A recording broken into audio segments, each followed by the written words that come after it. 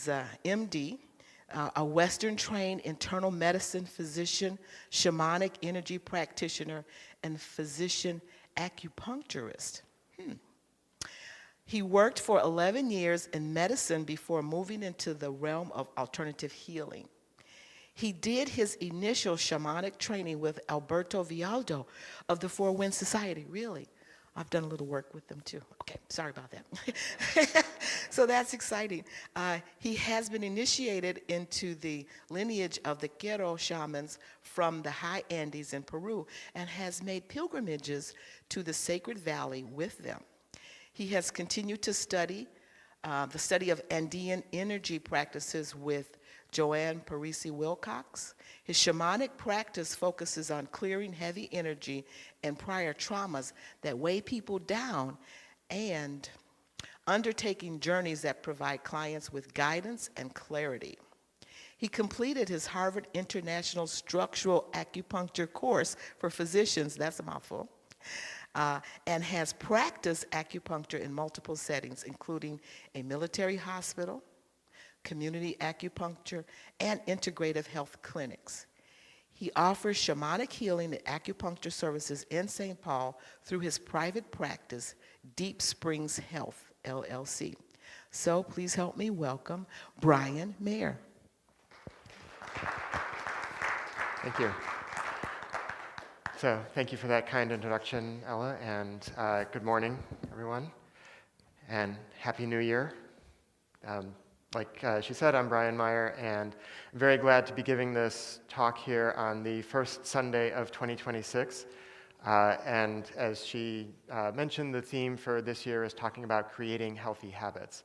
And so I'm very grateful to have this opportunity to be with you and to start off 2026 in this way. I do want to acknowledge a few people that have helped me to get to this point. First of all, I want to thank Gary for giving me the opportunity to be here. And I want to thank Jay Peterson, who's not here, but I've done some of his breathwork sessions, and I'll be talking about one of those a little bit later. I also want to, well, let me just back up and say, I moved here about 18 months ago, and I was introduced to Lake Harriet shortly after that. Since I was new to the area, I got a table at the psychic fair in October of 2024 downstairs, and I was fortunate to meet a woman named Ellie Cohen-Bovitz, whom some of you may know. And we were just sitting at the lunch table, and she was very kind and struck up a conversation with me. And we only met in person that one time. I reached out to her again recently because I was thinking about her and found out that she's actually quite sick right now. So I just wanted to offer some gratitudes and blessings to her today. And I also want to thank Anherad Picton, who I also met at the psychic fair that day, and she's become a friend of mine and a support, and she's the one who actually encouraged me to reach out to Gary about doing this talk. So I'm not sure whether I really should thank her or not for giving me this opportunity, but we'll see how things go. And the way I see it, if you like the talk, you can come up and talk to me afterwards. If you don't like the talk, you can complain to Anherad about it. And then, you know, I think that's fair enough. So, yeah, so just sort of an outline. So I'm going to talk a little bit about myself and about how I got to studying Andean shamanism, and then I'll talk about, we'll do some practices. I'll introduce some terms from the Quero tradition, and I'll also introduce 2 energy practices that I think would be good habits for the start of the year. And then we'll get into talking about habits, and we'll talk about good and bad habits. And one of the things that I want to do is I want to make the case that bad habits actually get a bad rap. And I know that's not what the topic was, and I can just imagine Gary up in the booth going, that's not what we agreed on. And it's true, it's not what we agreed on when I first agreed to do this talk, but it's something that's evolved in my mind since then. And I have time, so I will lead you through the process of how I got to that conclusion. And we'll do 2 other practices around habits, and then we'll wrap things up.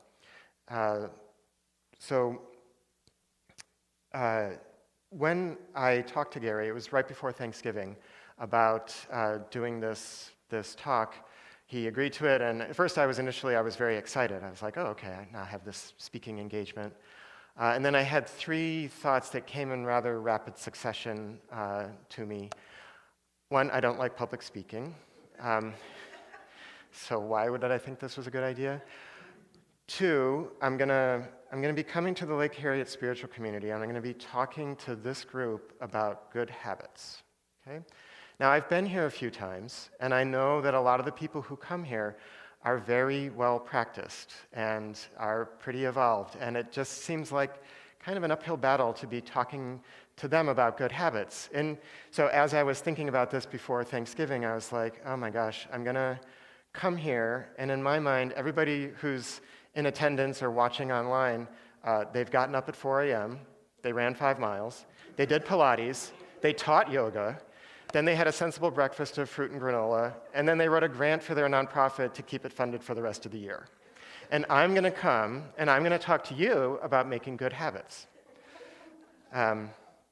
And then I thought to myself, the third thing I thought was, oh darn, I need to change some of my darn bad habits. Except, I didn't say darn. So at least that's one habit that I've had that's lasted 4 days into the new year. A little bit, so Ella read the description. So that's kind of the nuts and bolts of what I've done. I want to talk about 2 people that have really helped me to get here to this place today. And I think that provides a little more background, or a little more substance to the background of how I got here. So the first person that I want to talk about is a man named Arnold Markley, who was my partner for 17 years. And we met about 32 years ago, and up until this point, up until this point in my life, he was the love of my life. We were together for many years. He was an English professor, and he got a job at a school outside of Philadelphia, so we moved up to Philadelphia. And we lived there for many years.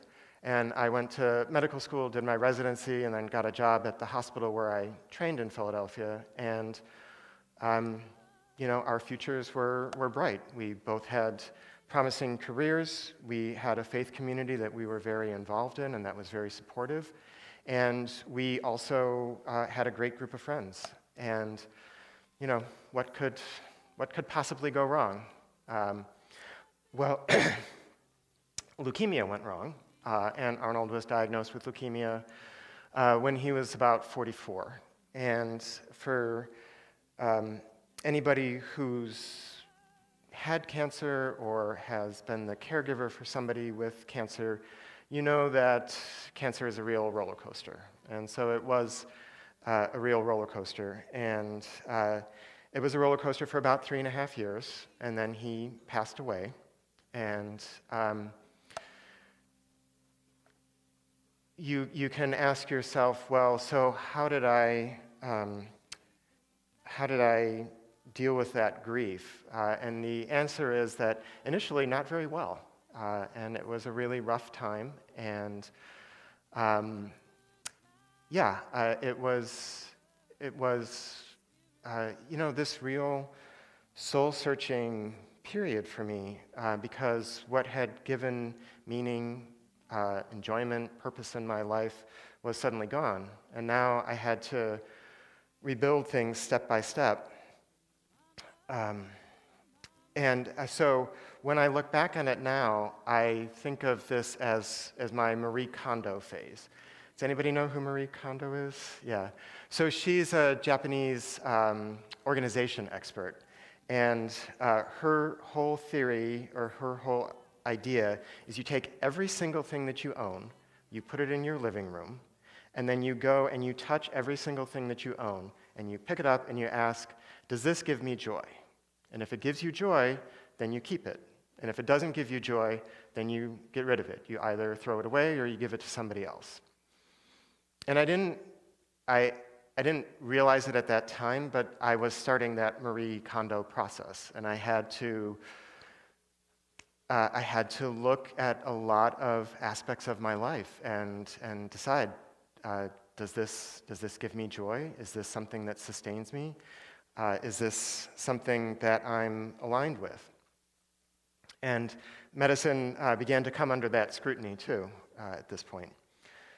So I was working on that, and about 18 months after Arnold passed, I decided that I was going to leave the place where I had been working as a physician, and I was going to travel across the country, and I was going to find another place to live because I didn't want to live in Philadelphia anymore. So I started to take jobs doing travel doctor work in different parts of the country. And before I did that, I took a trip to meet some friends of mine. I used to live in Ann Arbor, Michigan, and I went to visit some friends there, and this friend of mine said, "Oh, you need to meet my friend Camille." Like, okay. Who's Camille, and why do I need to meet her? Oh, just go meet her. Okay. So we set up a breakfast date, and I was like, yeah, so I'm going on a blind date with a significantly older woman, maybe barking up the wrong tree here, I don't know. So I went to see Camille. We sat down and had breakfast, and my friend Nicole hadn't told me anything about her, and she said, so what did Nicole tell you about me? I said, oh, nothing. And she's like, oh, I see things, and so do you.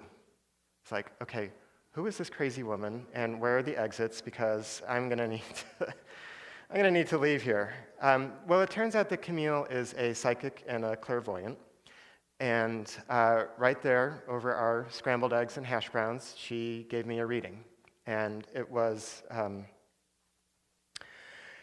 really profound experience for me.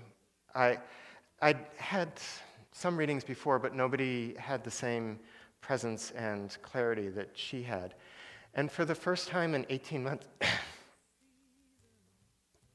for the first time in 18 months, I actually had hope.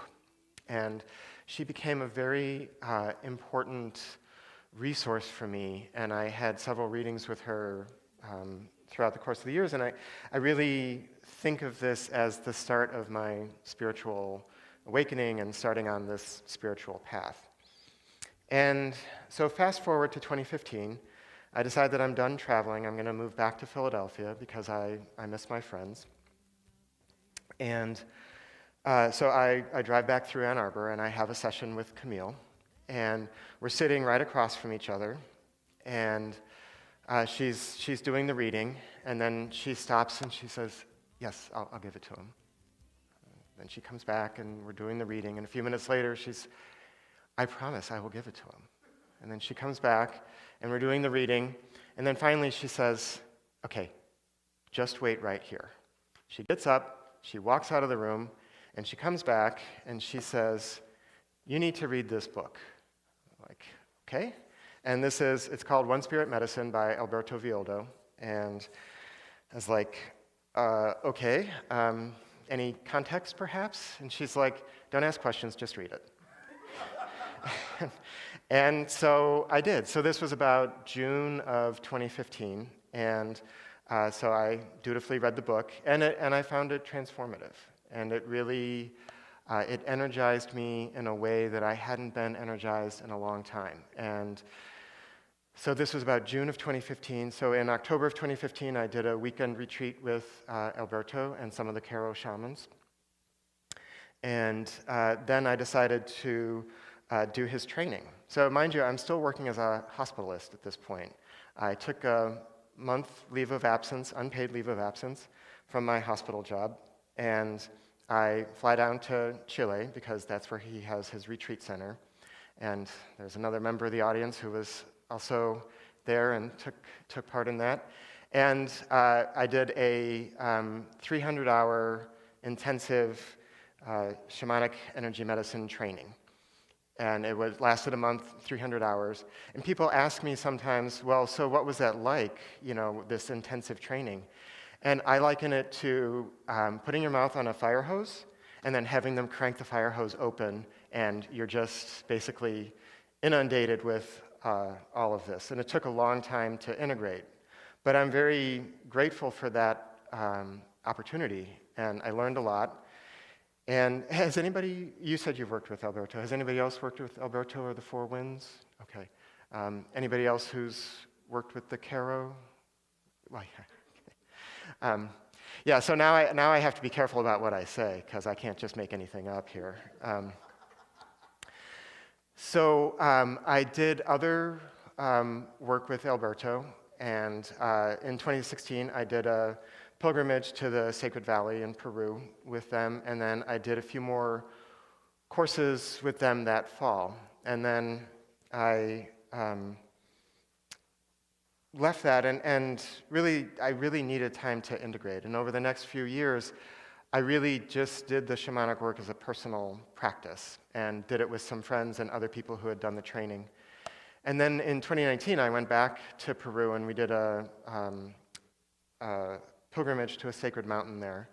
And that's when it really started, like, I really should be doing this more with other people. I need to kind of get this out into the world a bit more.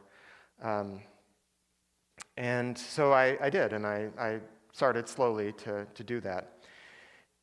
And just to talk a little bit about the Caro for those who aren't familiar. So they are an indigenous group in the Andes. They live between about 12 and 14,000 feet, so they're quite remote, and they were quite isolated for a long period of time. When anthropologists first went to talk with them or to meet with them in the late 1950s and early 1960s, they were listening to their oral stories, and they realized that their oral tradition contained the same information that the Spanish friars had chronicled about the beliefs of the Inca. And so they have this uninterrupted lineage from before the time of the conquest that they carry. And they do have a prophecy that they were, again, to bring this out into the world, that there was going to be a point where they were going to need to share this with the West. And Alberto was one of the people who went up there and studied with them. And then there was this other woman, Joan Parisi Wilcox, who went up and studied with them. And I'd heard her name at various points, and Herod, again, encouraged me to take a class with Joan this fall. And so I did. And so this was really interesting because Joan was talking about the Caro in a way that was different, had a different lens than the way that Alberto talks about the Caro. And so I'm going to teach you 5 Quechua phrases or words, and then I'm going to guide you through 2 energy practices that I learned through Joan and that I've found to be very helpful for me. So yeah, when you start working with the Caro, Quechua is their indigenous language, and there are a lot of Quechua phrases. So the first one that I'm going to talk about is called Ayni, A-Y-N-I, and that means, it's often translated as reciprocity, but it really means right relationship. And it's about an exchange between you or between any sort of entity like the Earth or the cosmos. And they have a separate term for transaction. So this isn't a transaction. This is an actual exchange between you. So that's Ayni.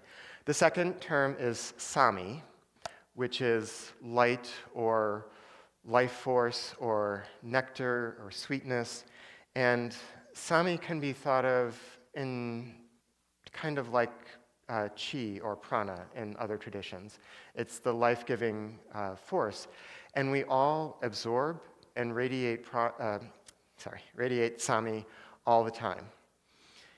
And then the third term is hucha.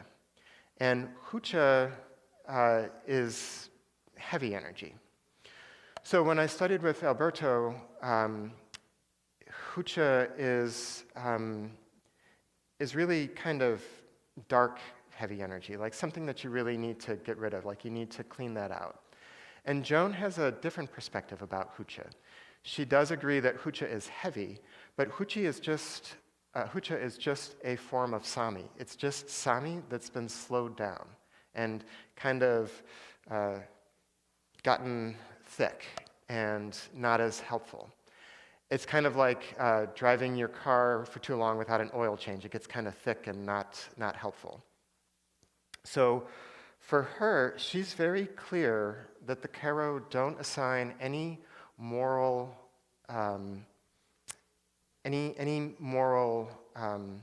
meaning to energy. Energy is just energy. It's neither good nor bad. In fact, she said this phrase during our training: nothing is good or bad, everything is information. And that's a term that's a variation on a term that a philosopher named Ken Wilber had used. And she's very clear about this. And the practice that we're going to do is we're actually going to transform the hucha back into sami, speed it up so that it's not slow anymore, and bring it back into sami. Then the next term is pokpo. And a pokpo is a bubble. So that's your field. You can imagine a bubble around you. You can expand it out to about the size of your arms on either side. And the process that we're going to do, we're going to be cleaning the outside of the bubble. And in Joan's view of the Karo teachings, no hucha can get into the inside of your bubble without your permission. This is your sacred space where you stay in integrity in yourself. And so all the hucha collects on the outside of the bubble, and that's what keeps us from bringing in and radiating sami effectively, because all that's stuck on the outside. I think Alberto has a kind of a different view about that, about hucha getting into your field, but this is Joan's perspective, and this is the perspective that I'm sharing. And then the final term is Pachamama. So Pachamama is Mother Earth. So it's the physical Mother Earth that we live on, that has lakes and forests and animals and mountains. But it's also the metaphysical Mother Earth, and it refers to creation and actually our place in creation.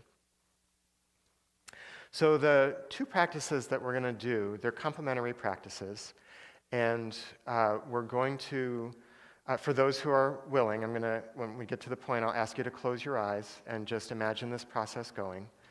But we're going to do the two practices. The first one is called Samanchakwi. And I'm not going to ask you to remember that term because that's a little bit of a longer and more complicated Quechua term. But Samanchakwi is basically bringing down Sami, divine light, around your pokpo and letting it clean your pokpo, your bubble. And when you clean it off, some of that hucha is not going to be able to be sped up, and it's going to be released down into Mother Earth. And this is a good thing. So you are allowing this energy that doesn't serve you to go back into Mother Earth so that she can compost it and then turn it into something useful for somebody else. She actually really enjoys getting the hucha that people no longer need or that no longer serves them. And then Samanchakwi, or Saiwa Chakwi, is a process where you actually draw strength up from Mother Earth into your body and into your pokpo. This is nourishing, this is strengthening you. This is the mother returning the favor. You gave her energy, she's giving you back energy, okay? So for those who are comfortable, I invite you to close your eyes. Good. Take a deep breath in and let it all the way out. And I want you to imagine a bubble around you, from above your head to below your feet, and about arm's width distance on either side. And it's safe, and it's secure inside this bubble. And you can see the outlines and the contour of it. And now I want you to invite down a stream of divine light or energy that comes down and hits the top of your bubble and spreads across it all the way down on all sides of your bubble. And this is this divine light, this Sami, that's coming down, and it's cleansing your bubble. It's like being in a fresh shower. And it's like spring water that's coming down, and as the light comes down faster and faster, you notice that the hucha that's been on your bubble, the heaviness that's been there, some of it starts to speed up, and it becomes Sami too, and it forms this kind of feedback loop where you get more and more Sami. And whatever isn't speeding up and whatever remains heavy, you just let that roll off into Pachamama. And now as you do this, you can also invite in, just open your pokpo a little bit at the top, and you can invite in a stream of divine light that comes down into you, into your body, down through the top of your head, down your spine, into your legs, into your trunk, into your arms, into your head. And just feel how good that feels as that stream of light comes down and fills you. And now what I want you to do is I want you to express your gratitude for that stream of light coming down. And I want you to ask it to stop. So the stream of light stops. You close off your pokpo. The rest of the hucha runs off the outside of your pokpo. And now I want you to focus on your feet. And I want you to feel strengthening from the earth coming up into your feet. So in the Karo tradition, they describe this as like mother's milk. It's nourishing, it's sustenance, it's strengthening, it's fortifying, it's feeding you. And this slowly rises up through your legs, up into your trunk, out into your arms, up into your head. And then at the very top of your head, it starts to flow out and it fills your pokpo. And it fills that whole space, your bubble, that's sacred to you. It fills it with life-giving energy and sustenance. And now I want you to express your gratitude to Pachamama. And I want you to stop the flow up through your feet, but just spend a minute feeling that warm, nourishing presence all around you.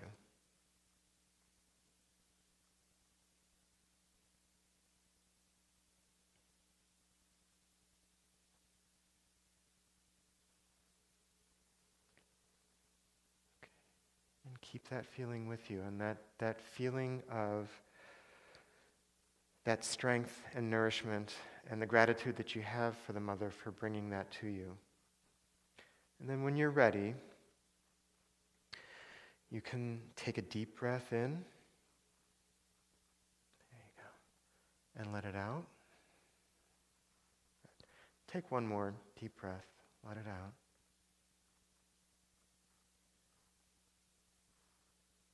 Okay. And then when you're ready, I want you to slowly open your eyes.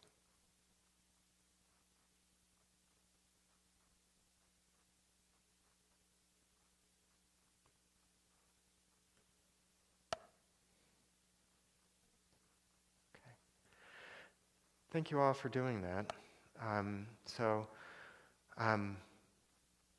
I've been doing this practice since the fall, and I've found it.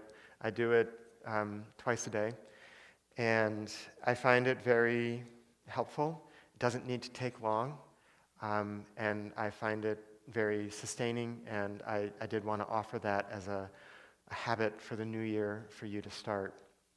And it's similar to other traditions. So anybody who studied Qigong, you know that you pull down from heaven and you pull up from the earth. And this is actually a form of Aini. So we talked about right relationship and how to be in right relationship. And actually, this is a good example of Aini, because you've let what no longer serves you down into Pachamama. She's going to use that to feed other people, and then she in turn fed you in the process. And what I like about this practice is that it's very simple, and you don't have to do anything. You just have to allow your intention to bring the Sami down and to bring the energy up. You can do this when you're sitting in a traffic light, and maybe instead of getting angry about the traffic taking so long, you can do this instead.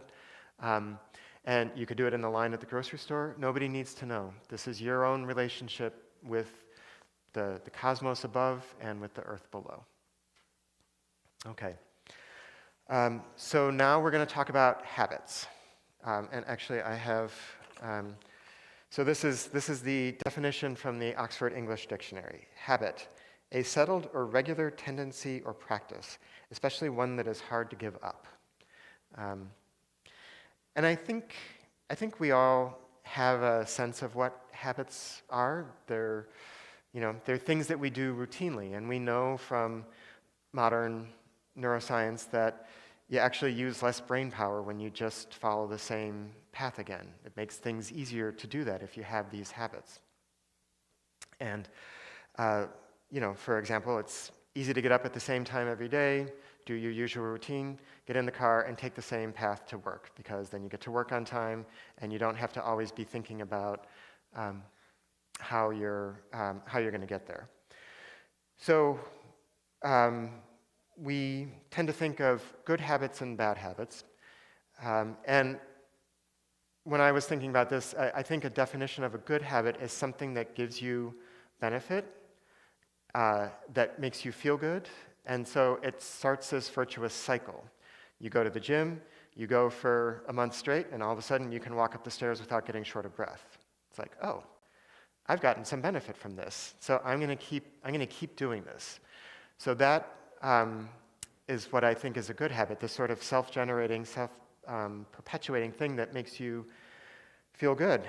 And I joked earlier about the habits of the people in this room, and I exaggerated for effect, but there is a point there. I think all of you are here because you have good habits already. And it is really hard to think about, how am I going to impart good habits to you? And one of the things that I want you to think about now, I'm going to lead you through another exercise right now, but one thing that I want you to think of, how many people actually grew up here in Lake Harriet Spiritual Community as your spiritual home? So you grew up coming here? No, I didn't grow up. No, I didn't grow up coming here, but I've been coming long enough. It feels like. Okay. Yes. Yes. Well, good. Yes. Well, so you've probably continued to evolve since you've been here. But how many of you grew up in spiritual communities that were similar to this? Open, accepting, not rigid. Yeah, I thought so. Oh, you. Okay, good. So a couple. Probably like Quakers or Unitarians, I'm guessing. Yeah. But yeah, I think for a lot of us, our experiences growing up in religious or spiritual communities maybe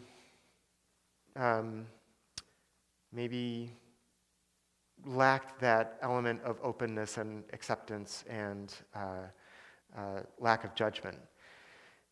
And so at some point, you had to make a choice to come here. At some point, you probably had your own version of the Marie Kondo experience, where you had to look at your life and you had to say, am how I'm living my life now, is this nourishing me? Is this providing me with what I need?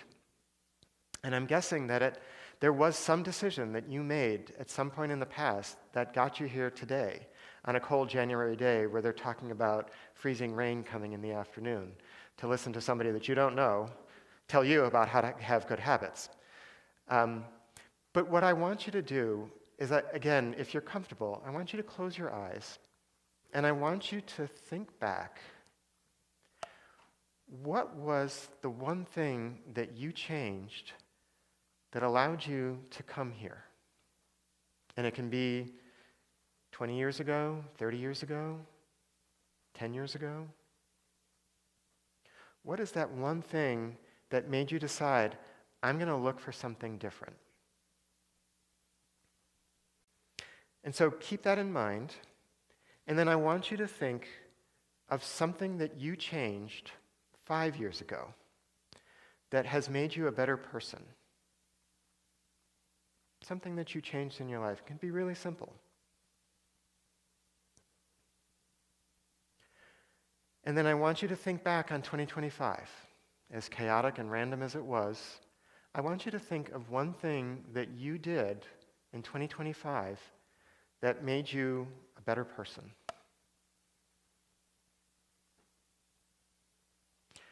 And when you have these things in your mind, again, just like sitting in your pokeball, I want you to just really feel what it feels like to have these accomplishments around you.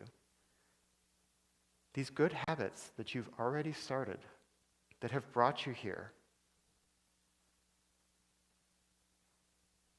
And just feel that.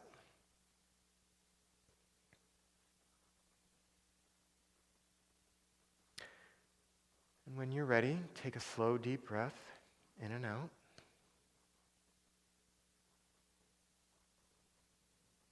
And when you're ready, I want you to open your eyes.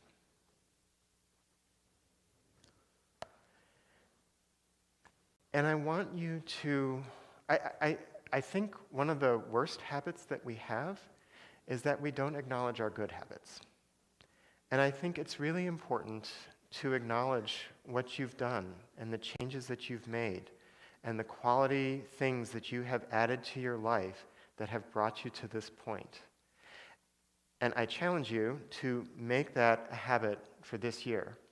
At least once a week, I want you to sit down and I want you to sit with your good habits and acknowledge them and recognize that they are part of you, that you have done this, that at one point you were going through your life and you said, this gives me joy, this doesn't give me joy, I'm going to do this.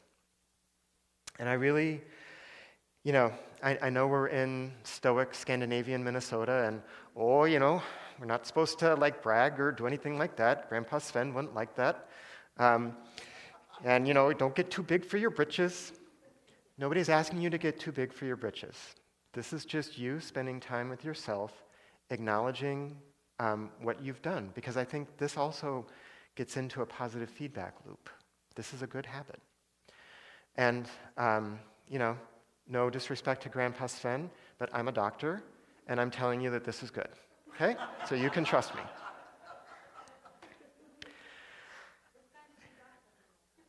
Internal medicine. So adult doctor. Adult. So not for kids. Yeah, just adults. Yeah. So, okay, now for the juicy part, the bad habits. So I tend to think of bad habits in kind of two subcategories. So there's sort of there's the kind of lack of motivation, kind of lazy habit, getting takeout when you could cook, maybe not cleaning your house, and the layer of dust starts to make you think maybe it snowed inside instead of outside. Those are things that are easily fixable. And ladies, I'm not doing any conversations about guys leaving the toilet seat up. That's for a different time. But then there's other habits that I think have a little bit more of maybe a compulsive edge to them. and maybe are things that we know aren't for the best of us, but we do them anyway. And I think about these, that they make us feel good in the moment, but then they don't make us feel good afterwards. So there's not that positive feedback loop.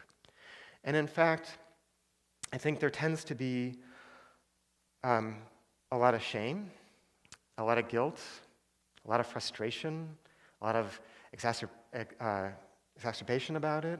And I know for myself that a lot of times these kind of compulsive thoughts, words, deeds come up when I'm tired or stressed out or dysregulated. So like I said, I had agreed to do this talk right before Thanksgiving. And I went home for Thanksgiving.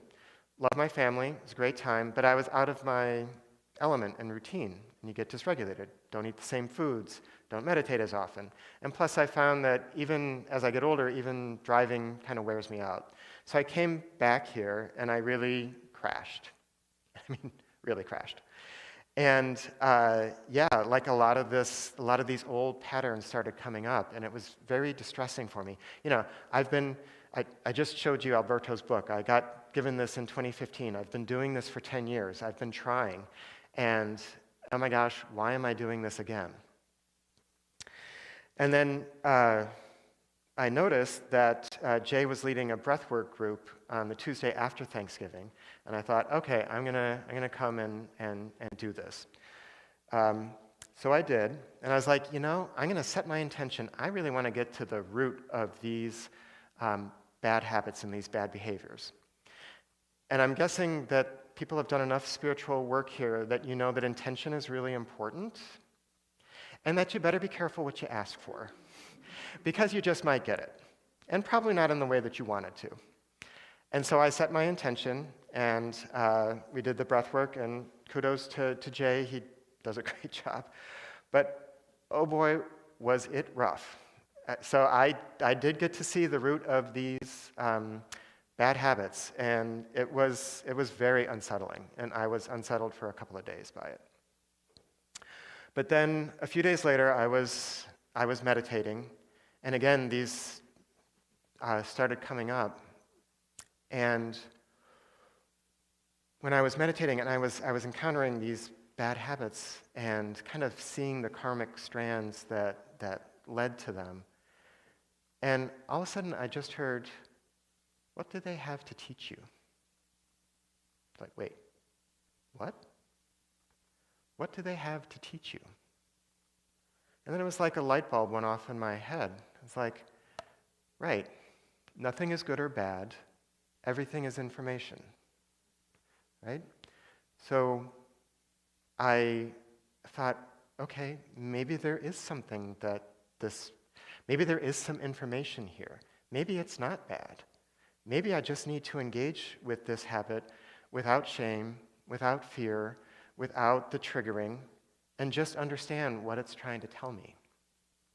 So I got out of the meditation, and this is relatively new for me.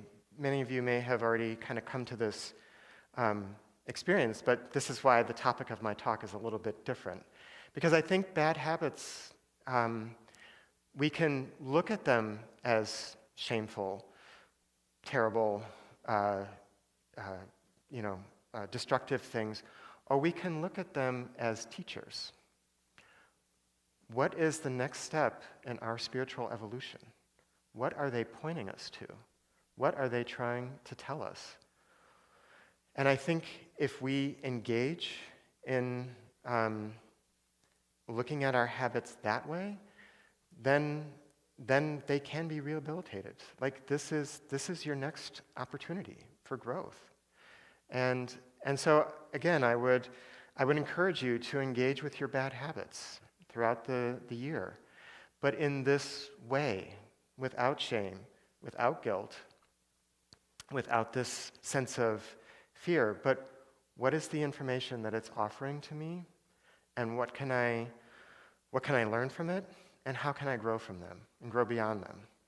And I will say that I had this kind of revelation after Thanksgiving, And then I went home for Christmas, and I came back, and actually, things went much better.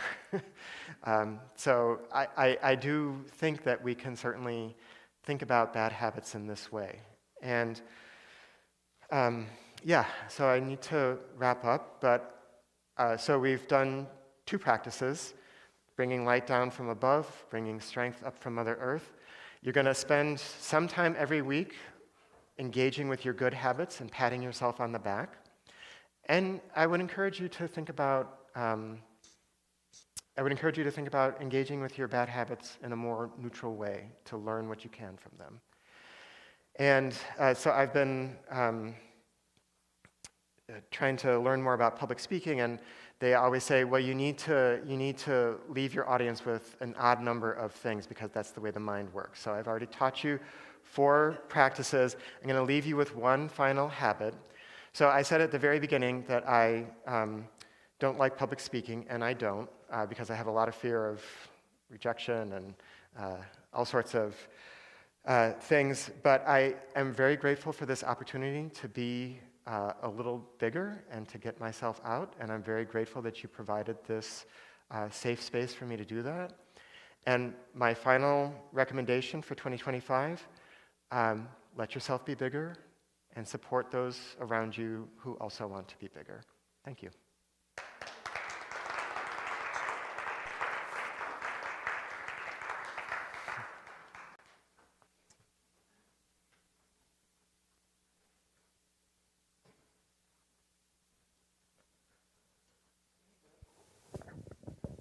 Hello? Okay, now it's on.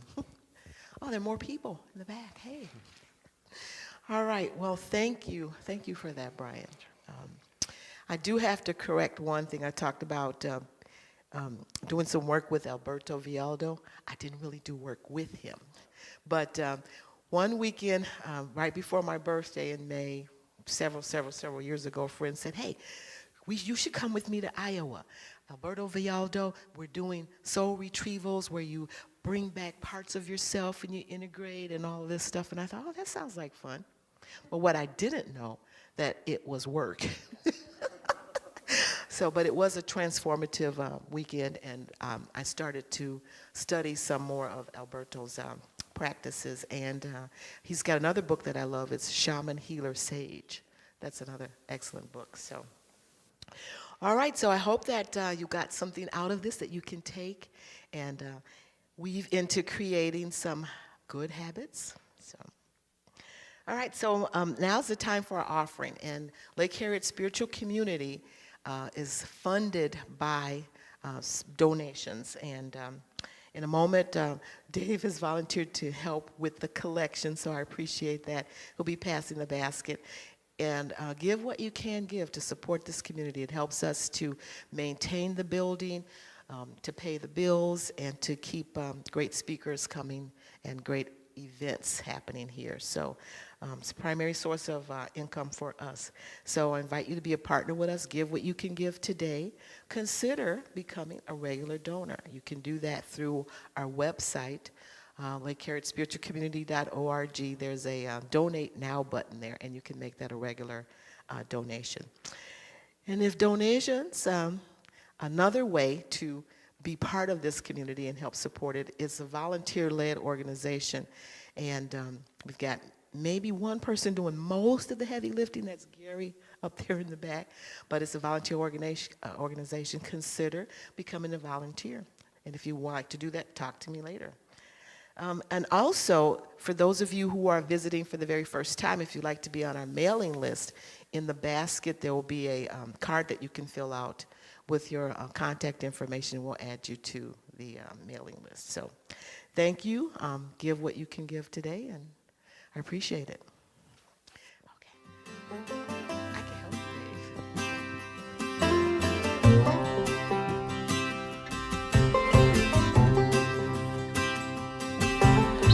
Winter is the oldest season, but quietly beneath the snow, seeds are stretching out and reaching, faithful as the morning glow.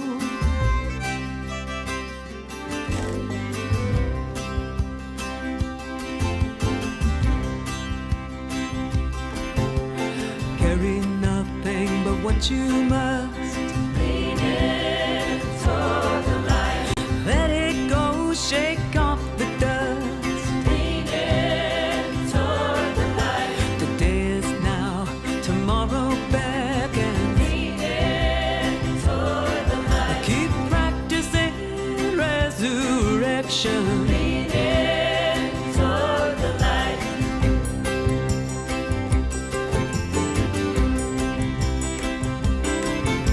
The shadows of this world will say there's no hope, why try anyway? Every kindness, large or slight, shifts the balance toward the light.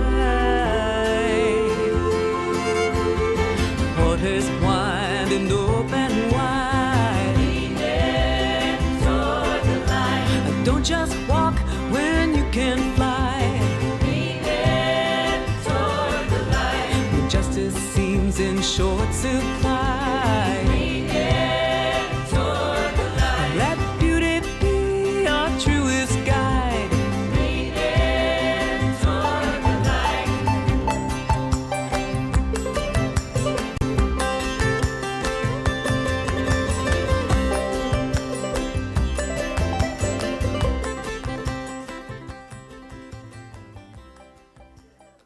Yeah, I got other stuff to do. I got caught up in the song. Thank you for the music, Gary. All right, so if you could help me bless the offering by raising your hands, directing energy to this green, and repeating after me. God's perfect love, flowing through me, blesses and multiplies all that I give, all that I receive, and all that I am. Oh. Okay, cool. All right. Yeah, we can sit them up there. Yes, I'll take them out, put them here. There we go. All right. So as is our tradition, we like to circle up, and Brian will lead us in a closing activity. So I don't know if we've got enough to go all the way around, but we'll see. This is the challenging part for the adults, making the circle. Okay. All right. Yep, just stretch out.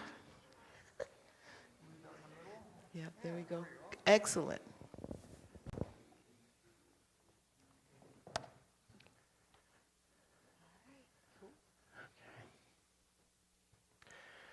So, in gratitude for everyone who came out today on this cold January day, because they are seeking to better themselves, to evolve, to acknowledge what they've already done on their spiritual path and their evolution, and to encourage them as they go further and further on their spiritual path.